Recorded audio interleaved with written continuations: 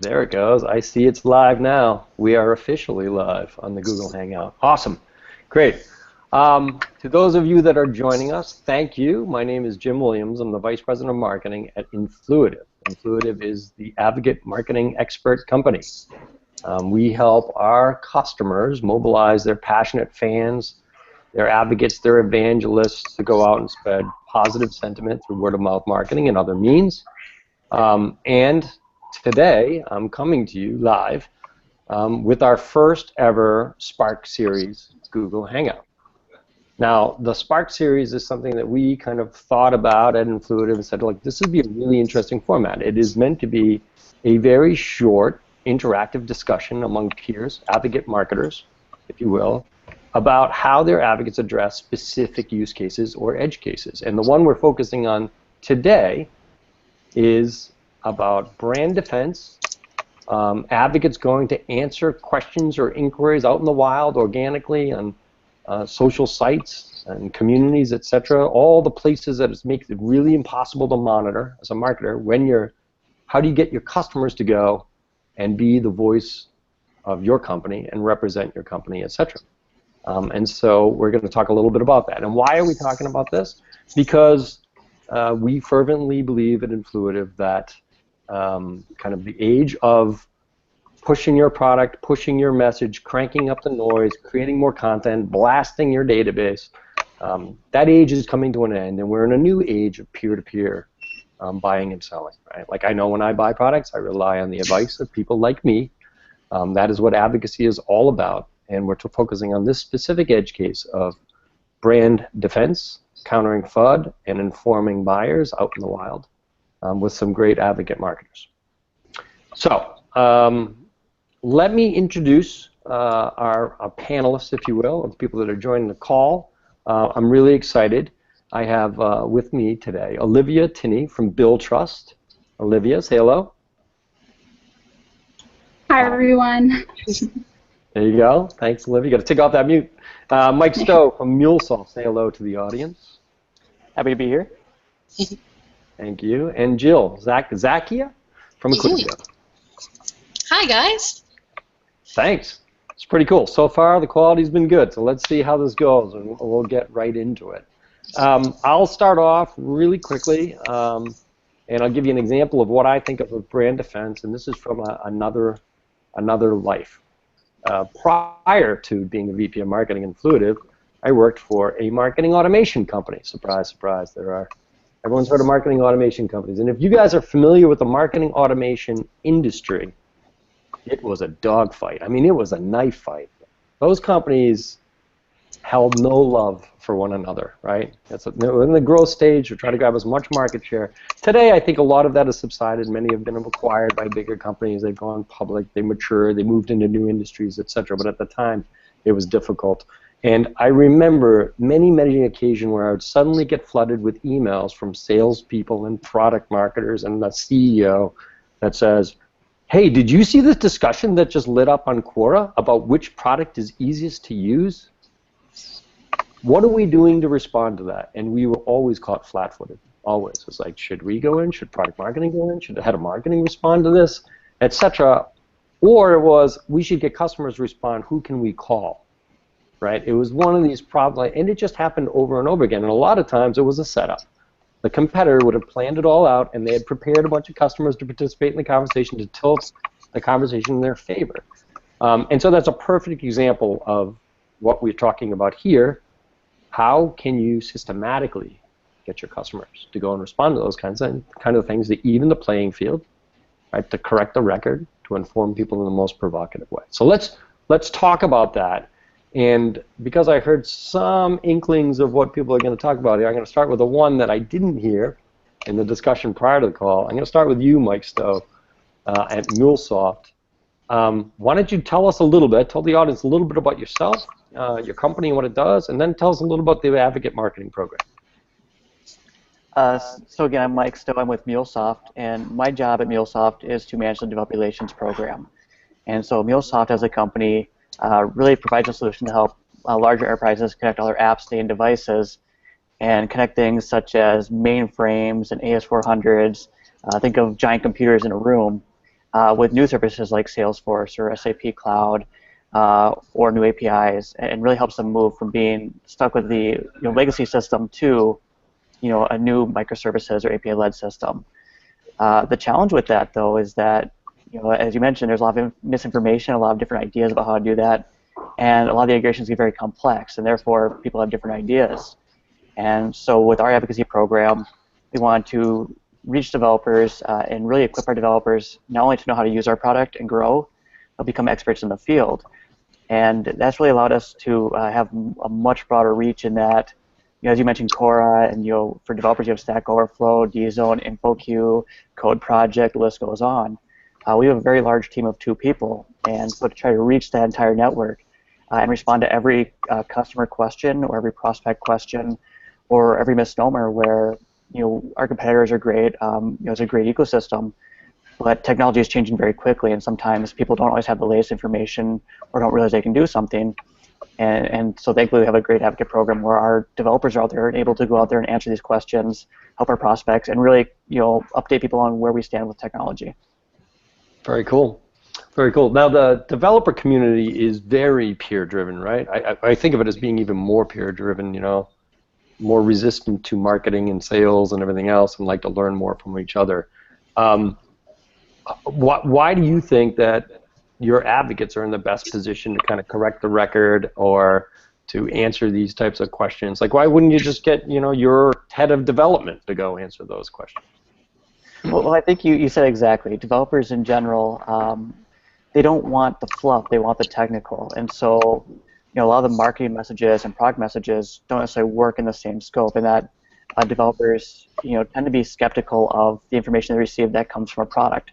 But I think the reality is that we're all skeptical of, being sold to or being marketed to. Gail Goodman, the CEO of Constant Contact, a great marketing company, made the point of saying that your customers and prospects trust complete strangers more than they do you. And if you don't believe it, just remember how many times you've used Yelp to see if a restaurant has good food or not. You trust those reviews. So that's one aspect is the trust, and they know they're getting it from an unbiased source most of the time. The second is that a lot of our developers have used different solutions, so they can speak to the pros and cons and get in really technical conversations where myself, I may not have done a specific use case, whereas a developer has, and so they can explain the pros and the cons and jump into things that even some of our best product managers and marketers wouldn't be able to go into, technically speaking. Yeah, that makes sense. I mean, there's nothing worse than like defending your own brand as an employee, especially when it comes to some specific feature set and being completely wrong. Then you just everything, your whole credibility is blown, right? So that makes sense.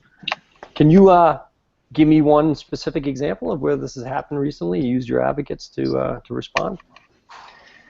So I think we have several different examples, but my favorite is we came across a thread that was about a month old. And again, you have all these different sites out there, all these different resources, and the individual had posted something, and immediately somebody had responded saying, oh, you want to do this way, and you don't want to go with this company or do that.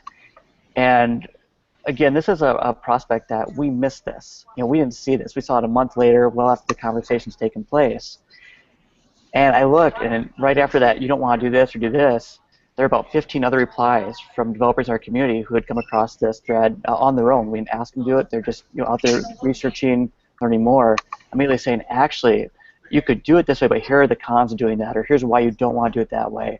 And here's what MuleSoft offers that makes this so much easier and so much more efficient. And so not only did that affect the conversation with the prospect, but again, that's something we missed completely. And they actually brought the prospect into us, not through a referral system, not through calls, not by engaging our team, but really by coaching them and helping them understand the technology that they needed, so that they were excited about MuleSoft and actually started becoming an advocate themselves. I think that's one of the greatest advantages to peer marketing or advocate marketing. That's an incredible story, right? Not only correct the record, but actually turn the person towards like, oh, maybe MuleSoft is the product that I'm looking for, the service we're looking for. That's great. Awesome. Thank you very much. It's a great example right there of responding to FUD and setting the record straight and actually converting someone to be part of the tribe, if you will. All right, so let's move on. Olivia, you are with BillTrust do the same thing. Tell me a little bit about you, your company, and your advocacy initiative that you have there. Sure. So my name is Olivia Tinney, and I'm a marketing communications specialist at BillTrust. And we're a B2B outsourcing provider of invoicing, payments, and cash applications. So we have an all-in-one payment cycle management solution, which is very rare. There's very rare that there's a company that provides all three: invoicing, payments, and cash applications. So our idea with our Influitive portal, which is called Backstage Pass, is we want an area for our clients to be able to ask questions to one another. People who are kind of in the same boat of they're in this new area of implementing all three, invoicing, payments, and cash application in their company, and outsourcing it. And we also wanted to provide industry insight that they can share or kind of get a better idea of it's a new area, so just kind of provide that education for them as well. And so we actually started our Backstage Pass portal in early 2015, but I took over it in March of this year. So I'm a bit of a newbie myself, but I can see with our advocates and just working with Influitive over the past couple months and the examples that I've seen firsthand that it's really helpful to not only us to get insight to our clients, but for our clients to communicate with other people in their industry. Awesome. I commend you on, it might have been predated you, but I just love the name of your program. And that is exactly, I think of Backstage Pass, and I think of the kind of exclusivity, and like that's where things happen. That's really cool. I just loved how you branded your program, your advocacy initiative. So, what is your story? Tell me a little bit about the finance buyer, and maybe give me an example of how you use advocates or these fans to represent your company, BillTrust, perhaps better than you could, or more effectively than you could. Sure. So similar to developers, I would say, with finance professionals, you want to keep things short and to the point, and I think with that, some traditional marketing techniques, again, can be kind of skeptical, and hearing firsthand from a peer or someone who's in that same industry, who's gone through a lot of the same things or has a similar background, is going to incline one of our prospects to trust them more than kind of a salesy outreach, or if we were to approach them, they're going to trust someone who's been through it as well. So our example that we saw was actually through a LinkedIn group. So the reality is we can't see everything that's going out online. So we had someone in a LinkedIn group comment saying they were looking for a B2B invoice presenter. And they described everything that BillTrust does. We'd be a perfect fit for them. And we had one of our clients see this post about a week after it had been posted. And they didn't just reply saying, we use BillTrust, they do invoicing, payments, and cash application. They went into saying, we use BillTrust, but we're happy with it because it lowers our cost. It lowers our DSO. They have a great customer service. They're willing to help us with anything. So it wasn't just, we use BillTrust. It's why we use BillTrust and why you should use BillTrust. So with that social reach, because we can't see everything, I think it helps our clients be aware of the image we portray with our brand. So if we share educational material and BillTrust generated content, we're establishing a voice with our client that may not be able to be reached through a traditional campaign. So with building an advocate army and people who really believe in BillTrust and what they do, and what we do, we're able to reach those people who wouldn't respond to a more salesy response to that thread. Yeah, it makes total sense, and LinkedIn groups is a perfect example, right? It's really difficult to keep on top of everything that's being discussed in the 100 million LinkedIn groups, right? You might not even be in those groups, right? So I think it's really interesting. It's a use case that we hear fairly regularly from our customers too, is literally just asking their advocates, where should they be monitoring? Like, what groups do you participate in, right? Like, a lot of times you learn about places where the conversation's happening you're not even aware of. So really interesting. Again, two different buyer types, very similar in that regard, right? You got developers and financial professional. I know that every time I have to deal with someone that's a financial professional, it is a marketing-free zone, that's for sure. Certainly at our company. It's like, BS stops at the door, just get to the facts. So that makes sense. Do you have any examples about kind of correcting mistruths, setting the record straight, countering fear, uncertainty, and doubt, anything like that as well, or not as much more just informing? Right now it seems it's much more informing. There's not really, I haven't seen anything where we would need to have someone just go defend a mistruth about our brand. But with what I've seen about inquiries about what we do and seeing how our clients respond, I can tell you that if we did have something like that, our advocates and clients would be all over that and would be willing to jump in and say that's just not the case. I have had a great experience with customer service, or give personal examples, because we can provide case studies or client testimonial videos, pretty much anything. But if they hear it firsthand from one of our happy clients, and one of our clients in general, I can't say that I've really heard someone be extremely unhappy. I can see that being another area that they'd be willing to defend. Yep. Very good. Excellent. Okay, so I've been looking for it. It's not the best for last because I don't want to insult everyone else on here. But Jill, I am really looking forward to hearing your story because we get to actually talk about marketers as the advocates in question, right? So Jill, you are with Acquisio. Why don't you tell us a little bit about what you do in Acquisio and what they do?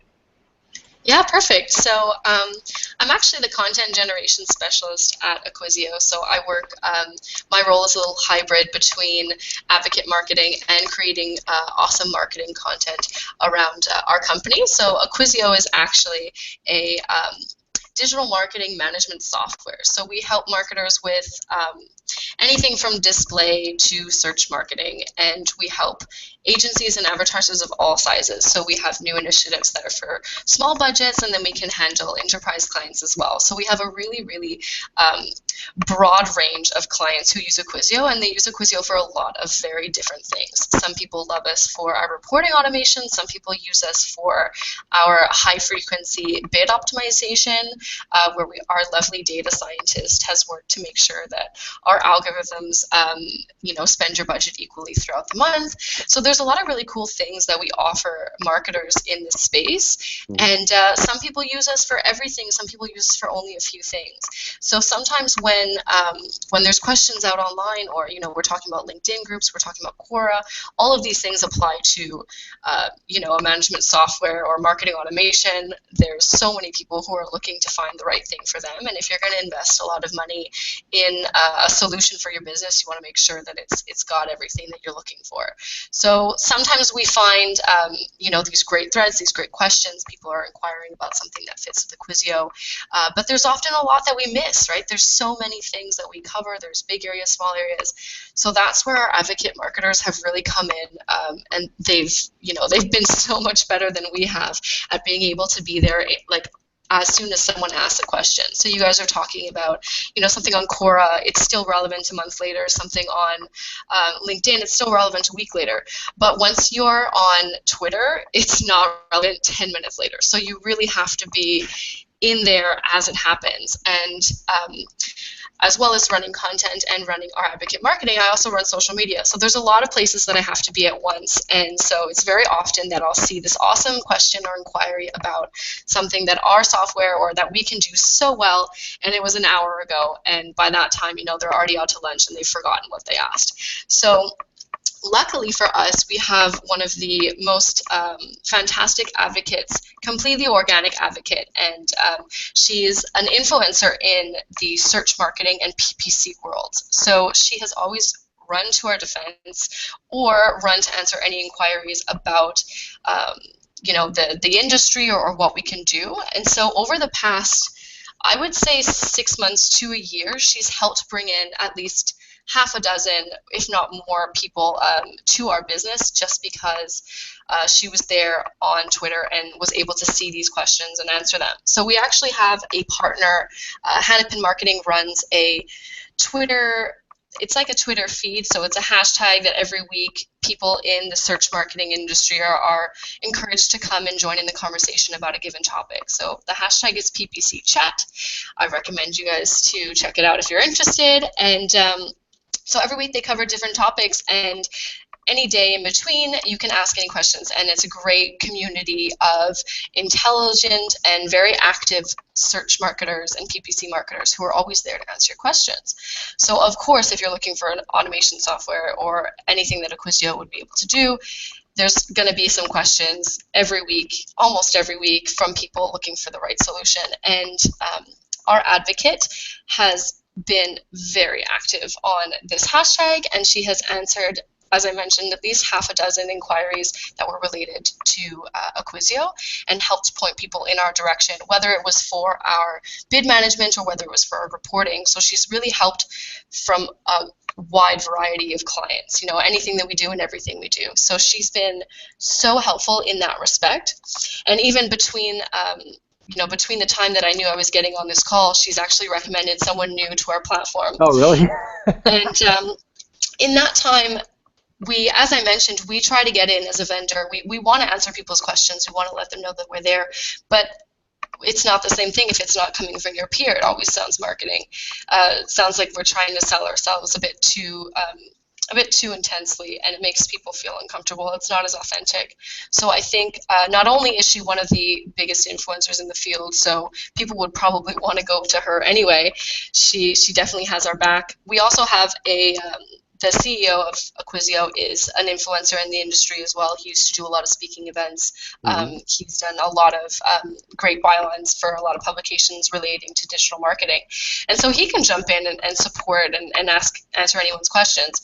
Again, as a CEO of a company, you kind of think, well, I'm wondering what he's going to be pitching here. It's definitely going to be his own company. It's always a hidden agenda for sure. Or not even that hidden agenda, right? It's not so hidden. I think it's pretty obvious. I mean, it's his baby. He co-founded it, more than a decade ago. So of course he knows everything about Acquisio. He knows so much about the industry. There's nothing else that he would recommend besides. Why do you think? What is the motivating factor? Like, what's the driver for this advocate that has already referred some business during the time we've been on this call and jumped in, and like, why do you think she does that? Is it just love of the brand? Is it the products change your life? Is it some more internal motivations or drivers? I'm just curious. What do you think? I think that I think it also has to do with Mark Poirier, who is in the industry. So their acquaintances, friendship between them. They knew each other for a long time before she actually used the platform. So they were both thought leaders in the industry, sharing ideas, and she got to know that he was a very authentic, helpful, great person to be around. So she always had our platform on her radar, thinking maybe, if it's the right time, we can start using their solution. And so only in the past 2 years, after knowing us for 5, did she start using it. And once she did, she saw that we were able to meet all of her needs and then surpass them as well. So I think that the bottom line, if you want to have a happy with your product and make sure that you're actually delivering what you promise.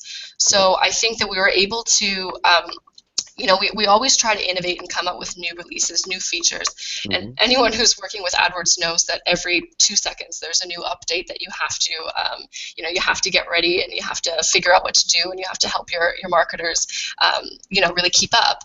So with in the past 2 years that she's been with us, we've released new features. We've really helped her grow and take her clients to new heights and surpassed her expectations. In one example with mobile. So over the last 2 years, mobile has gotten really big for one of her clients, and she didn't think that our management software was able to accommodate mobile conversions, but then we were able to surprise her. So I think any time that you can really surpass expectations and make your advocates happy, you don't even have to ask them, and they're going to spread the word. Like Olivia said, you don't have to ask for someone to defend your brand if they're happy, and they'll give you a glowing recommendation whenever the opportunity arises. So I think in this case, We've treated her well. We've partnered with her in so many instances, including she just published something on our blog last week. We work with her in ebooks, and we're very, very much there's a close relationship with us. So of course it makes sense that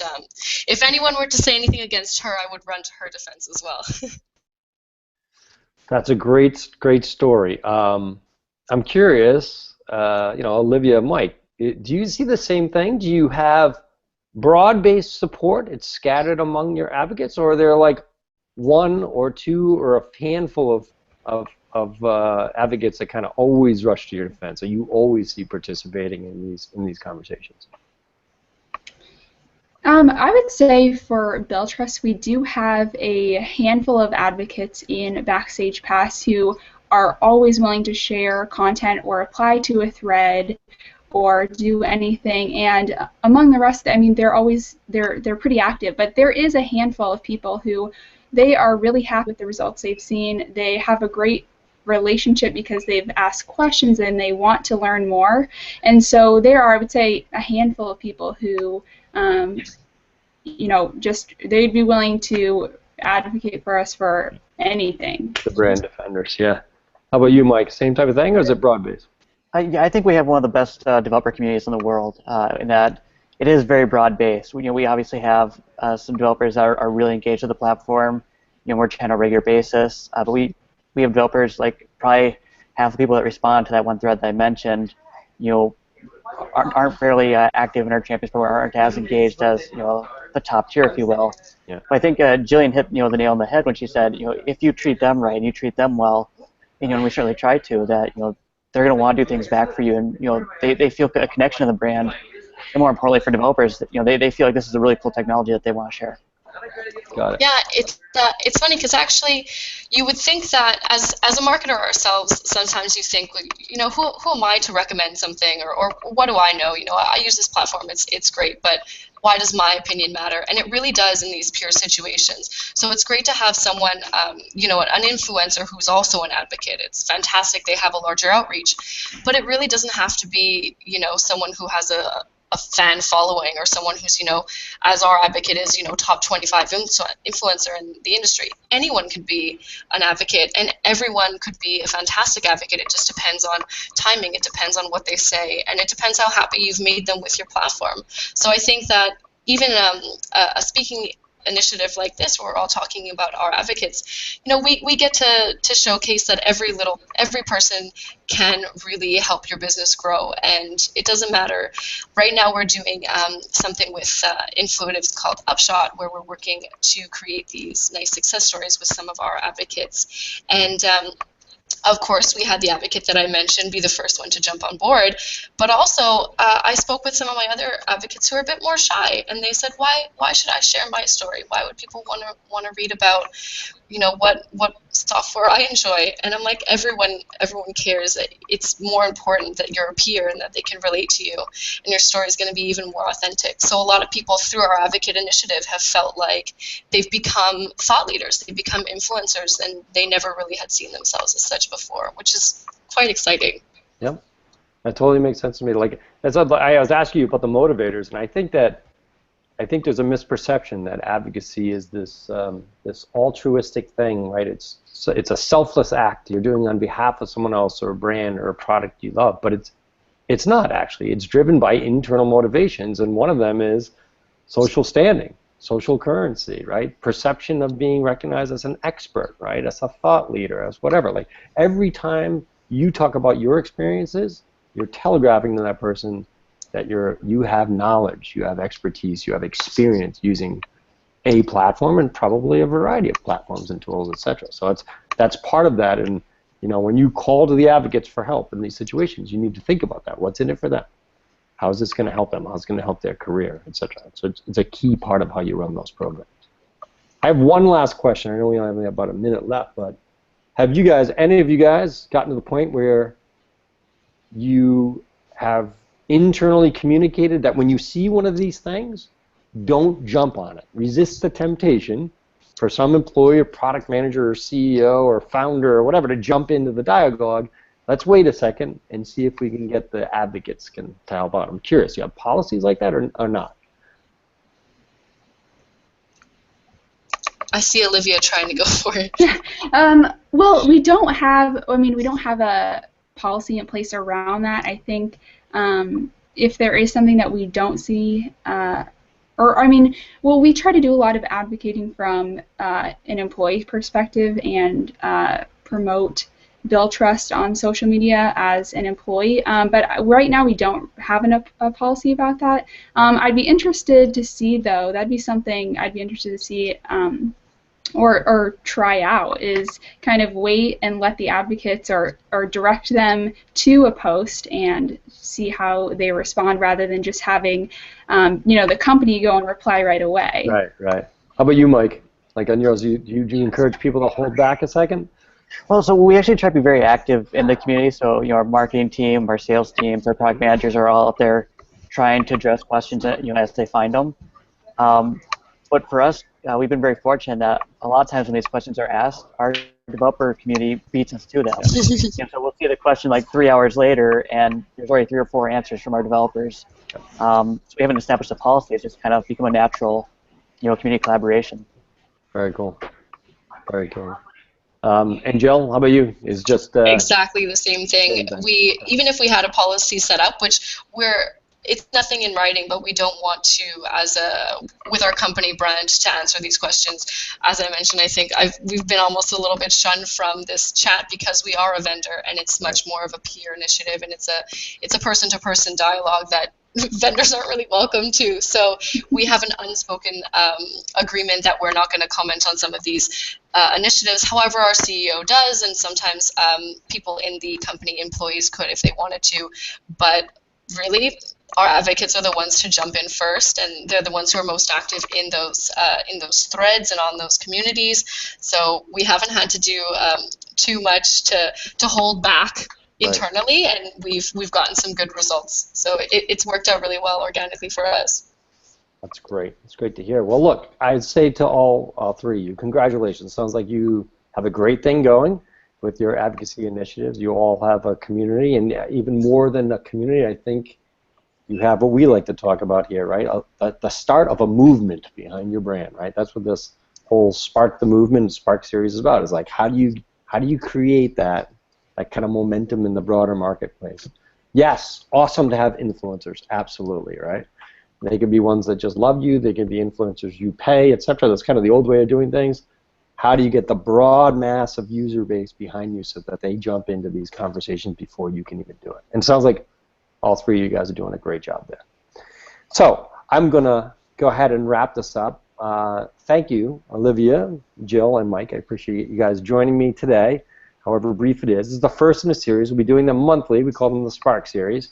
Not exactly sure what the topic is yet. It might be entering new markets. It might be moving upstream. Might be some other topic, edge case for advocacy. But we'll be back here at the end of August doing it again. Thank you, guys. Enjoy the rest of your day. See you guys. Thank you. Thanks. Bye.